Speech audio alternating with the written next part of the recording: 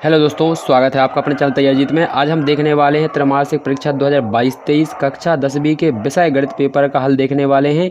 तो वीडियो के एंड तक बने रहिएगा। कक्षा 10वीं के विषय गणित का यहाँ पर जो पूर्णांक रहने वाला है 75 नंबर का, और आपको समय अवधि मिलने वाली है 3 घंटे का। ये पेपर 100% रियल पेपर है आपका। यहाँ पर अभी स्कूल से आया हुआ है। आपको इतना पता होगा कि स्कूल के जो यहाँ पर आपके सेट बनने वाले हैं, हर प्रत्येक जिले में यहाँ पर ए से लेकर 4 सेट बनने वाले हैं डी तक। तो अलग अलग पेपर मिलेंगे आपको सभी को, जहाँ जहाँ भी आपके सेंटर होंगे। तो एक सेंटर में 4 पेपर आने वाले हैं, तो इसलिए एक ही पेपर देख कर ना जाएँ। तो इसलिए जितने भी पेपर आपको यहाँ पर मिलते हैं तो सभी का सोल्यूशन आप देख लें। चैनल को सब्सक्राइब कर लीजिए, क्योंकि यहाँ पर जितने भी पेपर हैं तो पूरे यहाँ पर आपको अपलोड किए जाएंगे कक्षा 10वीं के। तो चैनल को सब्सक्राइब कर लीजिए, साथ ही जो बेल आइकन है उसको भी ऑन कर लीजिए, जिससे कि आपको आगे आने वाले वीडियो हैं सभी एक साथ में यहाँ पर आपको मिल सके। तो आइए पहला यहाँ पर क्वेश्चन देख लेते हैं क्या दिया गया है, इसमें अच्छे से पढ़ लीजिएगा। तो पहला क्वेश्चन हमारा दिया गया है, इसको देख लेते हैं। तो यहाँ लिखा है त्रैमासिक परीक्षा यहाँ पर कक्षा 10 गणित। तो यहाँ पर पूर्णांक होने वाला है आपका 75 नंबर का। समय अवधि दी जा रही है आपको यहाँ पर 3 घंटे की। तो यहाँ पर लिखा है नोट डाउन सभी यहाँ पर प्रश्न जो करना है वो हल यहाँ पर अनिवार्य है। तो पहला प्रश्न देख लेते हैं क्या दिया गया इसको। तो पहला प्रश्न पढ़ लीजिए अच्छे से। तो पहला प्रश्न दिया गया हमारा 26 और 91 का SCF होगा। तो क्या होगा इसका, ऑप्शन दिया है 12, 13, 14 और 15। तो इसका सही आंसर हो जाएगा हमारा, क्या हो जाएगा 13, क्योंकि दोनों संख्याएं 13 से कट जाएंगी। इसके बाद अगला क्वेश्चन देखेंगे, किसी बहुपद px के लिए y बराबर px का ग्राफ x के अक्ष के समानांतर है तो शून्यकों की संख्या कितनी होगी। मतलब इस प्रकार से कह रहा है कि ये इस प्रकार से है और यहाँ पर जो आपका है इसके अनुदिश है, यानी y बराबर जो x px के अनुदिश है, इस प्रकार से x के समानांतर है तो कितने हल होंगे। तो ध्यान रखेंगे इस वाली लाइन को जितनी बार काटते हैं उसी को हम हल बोलते हैं। तो यहाँ पर एक ही बार नहीं काटा है यहाँ पर, तो इसके हलों की संख्या कितनी हो जाएगी, 0 हो जाएगी। तो इसका सही आंसर हो जाएगा हमारा 0। एक विद्यार्थी की आयु अभी कितनी है, वर्तमान में x + 7 वर्ष है, तो 10 वर्ष पूर्व कितनी होगी। तो 10 वर्ष पूर्व आपको यहाँ पर निकालना है। तो इसका हमारा ऑप्शन दिया गया है आपको 10 वर्ष पहले की आयु पूछी है, ये अभी की दी है। तो 10 वर्ष पहले मतलब इसमें से 10 घटा दिया जाएगा, यानी x + 7 में से हम 10 घटा देंगे तो हमारा कितना मिलेगा, x तो नहीं कितना रहेगा, और 10 में से 7 चले जाएंगे तो -3 बचेंगे। ठीक है, क्योंकि यहाँ पर बड़ी संख्या 10 है। तो इसका हमारा सही आंसर हो जाएगा x - 3 वर्ष। इसके बाद अगला क्वेश्चन दिया गया, इसको देख लेते हैं क्या दिया है। तो अच्छे से पढ़ते चलेंगे। इसका क्वेश्चन दिया गया हमारा द्विघात समीकरण x² - 4 बराबर 0 है तो क्या हल होगा इसका। तो यहाँ पर हल कितना होगा, तो ध्यान रखेंगे इस प्रकार से करेंगे। x² बराबर कितना दिया होगा, 4 हो जाएगा, क्योंकि ये माइनस के साइड जाएगा तो प्लस हो जाएगा। x बराबर करेंगे तो ये कितने का वर्ग है आपका, 2 का वर्ग हो जाएगा, क्योंकि यहाँ से वर्ग हटेगा तो इस साइड क्या बन जाएगा, रूट बन जाएगा। तो हमारा इसका सही आंसर हो जाएगा 2। तो यहाँ पर ऑप्शन नंबर हमारा 20 सही हो जाएगा, सेकंड।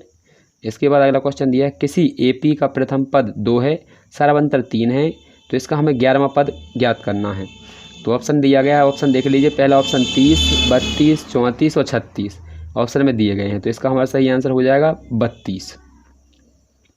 इसके बाद अगला क्वेश्चन दिया है 6वां, इसे देख लेते हैं। तो क्या दिया गया है, तो यहाँ पर लिखा है द्विघात समीकरण के मूल बराबर हैं तो व्युत्क्रम का मान कितना होता है। ध्यान रखेंगे 0 होता है। कितना होता है, 0। इसके बाद अगला क्वेश्चन देख लेते हैं। अगला क्वेश्चन क्या दिया गया हमारा, 7 दिए गए हैं यहाँ पर, इनको देख लीजिए अच्छे से। तो ये दिया गया है इतनी, ये क्या है आपकी एक परिमेय संख्या है, इन्होंने कहा है, तो ये आपका असत्य हो जाएगा।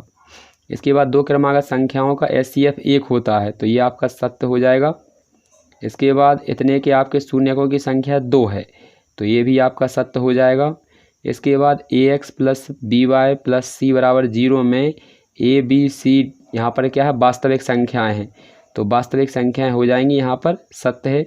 इसके बाद द्विघात समीकरण AX² + BX + C बराबर को पूर्ण वर्ग बनाने की विधि द्वारा हल करने के लिए B से गुणा या भाग करेंगे। B से गुणा या भाग करेंगे तो यहाँ पर कुछ नहीं कहा जा सकता, ये असत्य हो जाएगा आपका। इसके बाद 2 क्रमागत संख्याओं में x की क्रमागत संख्याएं x - 1 होगी, बिल्कुल होगी यहाँ पर, क्योंकि आप यहाँ पर क्रमागत लिखेंगे। जैसे मान लीजिए 2 लिखा है तो 2 के हम आगे भी लिख सकते हैं और पहले भी लिख सकते हैं, तो दोनों ही संख्याएं ये क्रमागत कहलाएंगी। तो इसका हमारा ये सत्य हो जाएगा, ये इसका सत्य आंसर है, ये सत्य हो जाएगा यहाँ पर। इसके बाद लास्ट दिया है आपका द्विघात समीकरण का कोई भी मूल वास्तविक नहीं होगा यदि 0 से कम होगा, यानी माइनस में होगा, बिल्कुल सत्य हो जाएगा ये।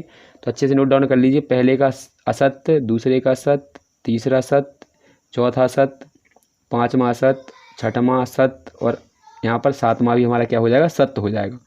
यहाँ पर कुछ ओडियाँ एक्स्ट्रा में दी गई हैं, तो यहाँ पर कुछ ऐसे होते हैं कि करने कुछ होते कम होते हैं लेकिन ज़्यादा दिए जाते हैं। अगला क्वेश्चन दिया गया, इसको देख लेते हैं। तो अगला क्वेश्चन हमारा क्या दिया गया, यहाँ पर एक वाक्य में उत्तर देना है यहाँ पर। तो इसको देख लीजिए क्या लिखा है, किस प्रमेय के द्वारा प्राप्त, यहाँ पर दिया गया है भाज्य संख्या को यहाँ पर गुणकों के रूप में किया जा सकता है। तो इसका आप आंसर ढूंढ लेंगे। इसके बाद कालीफ्रेड यहाँ पर गॉस प्रमेय का गणतज्ञ द्विघात समीकरण किसी के अधिकतम कितने होते हैं मूल्यों की संख्या। तो इसका मैं आंसर आपको दिखा देता हूँ। द्विघात समीकरण में यहाँ पर 2 लिखा है तो इसके मूल्यों की संख्या 2 होगी। यहाँ पर इसका सूत्र ज्ञात करने का क्या है, AP के n बे पद का मान ज्ञात करने के लिए सूत्र होता है आपका AN बराबर, लिख लीजिए, AN बराबर A plus n-1 into D होता है। क्या होता है, D होता है। इतना यहाँ तक लिख लेंगे, ये वाला आपका क्वेश्चन नंबर चौथे का आंसर हो जाएगा। इसके बाद अगला क्वेश्चन देखेंगे। अगला क्वेश्चन हमारा क्या दिया गया है, अगला क्वेश्चन दिया गया यहाँ पर जिस बहुपद की घात 1 होती है उसका नाम लिखिए। तो इसका हमारा 5वें का आंसर हो जाएगा रैखिक। क्या हो जाएगा, रैखिक। तो यहाँ पर लिखते चलिए अच्छे से।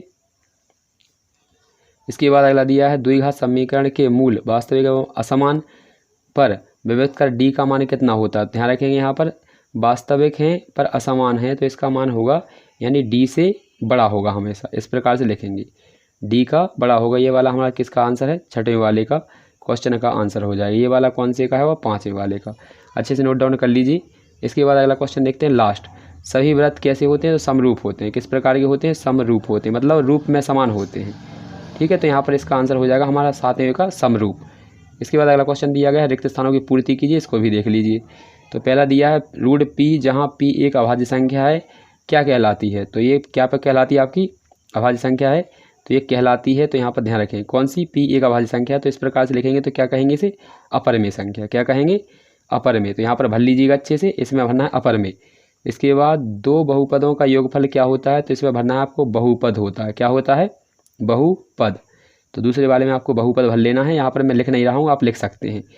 ठीक है, इसके बाद अगला देखेंगे, जब किसी रैखिक समीकरण युग्म का कोई भी हल नहीं होता है तब रैखिक युग्म किस प्रकार का कहलाता है, असंगत कहलाता है। क्या लिखेंगे यहाँ पर, असंगत। इसके बाद अगला क्वेश्चन दिया गया हमारा चौथा, इसको देख लेते हैं। समीकरण इसका मान विभक्त कर का मान कितना होगा, इसका मान निकाल लीजिए। इसका होता है B² - 4AC, B² - 4AC। तो यहाँ पर ये सूत्र होता है तो इसका हो जाएगा आपका 0। कितना है विभक्त कर का मान, यहाँ पर 0 हो जाएगा इसका।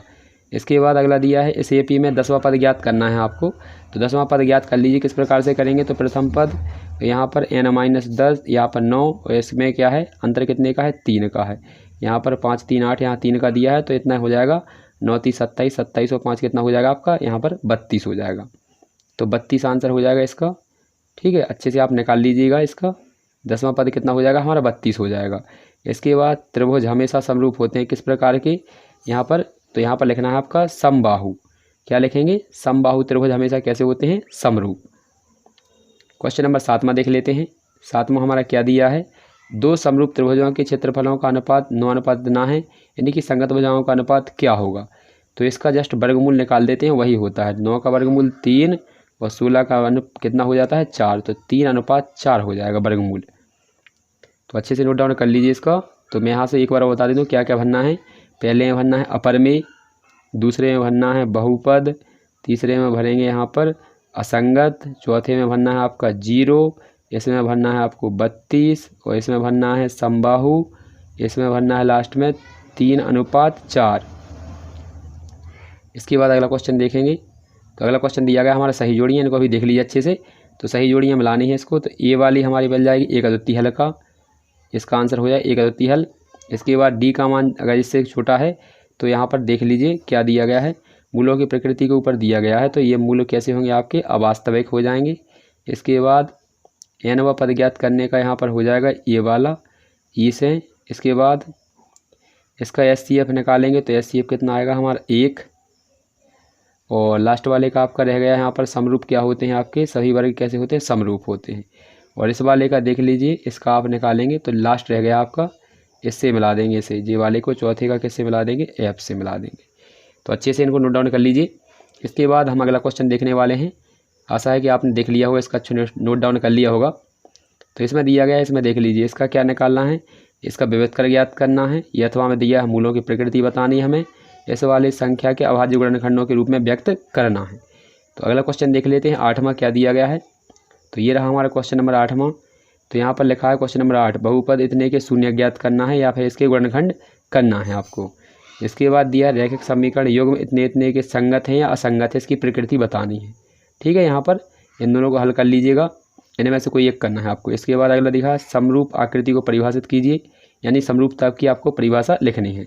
इसके बाद थेल्स प्रमेय का कथन, और यहाँ पर आपको मान ज्ञात करना है, एन व पद ज्ञात कीजिए। इसके बाद इनका SCF ज्ञात करना है, अथवा का दिया है, तो इनमें से आप अच्छे से करते चलिएगा। यदि आप इनमें से कोई नहीं कर पाते हैं तो आप कमेंट में जाकर कमेंट कर दीजिएगा, तो इसका भी आंसर आपको यहाँ पर प्रदान कर दिया जाएगा। अगला दिया है हमारा रैखिक समीकरण युग्म इतने और इतने का प्रतिस्थापन विधि से हल करना है, और इस नीचे वाले को किससे करना है, विलोपन विधि से। ठीक है, इसके बाद अगला क्वेश्चन दिया हमारा AP का कौन सा पद 78 है, इसका भी आपको यहाँ पर हल करना है। तो ये क्वेश्चन दिए गए हैं। अगला दिया है 16वां, दो वर्गों का क्षेत्रफल इतना है, यदि इनके परिमापों का अंतर इतना है तो दोनों वर्गों की भुजाएं बताइए।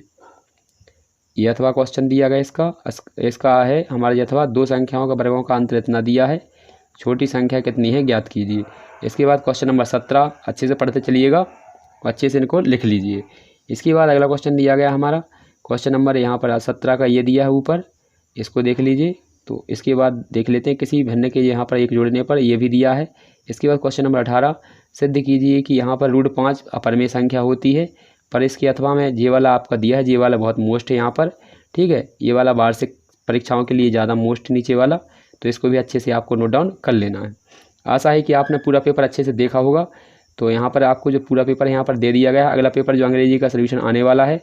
तो मिलते हैं अगले वीडियो में, तब तक के लिए जय हिंद जय भारत। यदि आपको इसका सोल्यूशन चाहिए तो कमेंट में जाकर कमेंट कर दीजिएगा, तो आपका सोल्यूशन भी इसका प्रोवाइड करा दिया जाएगा।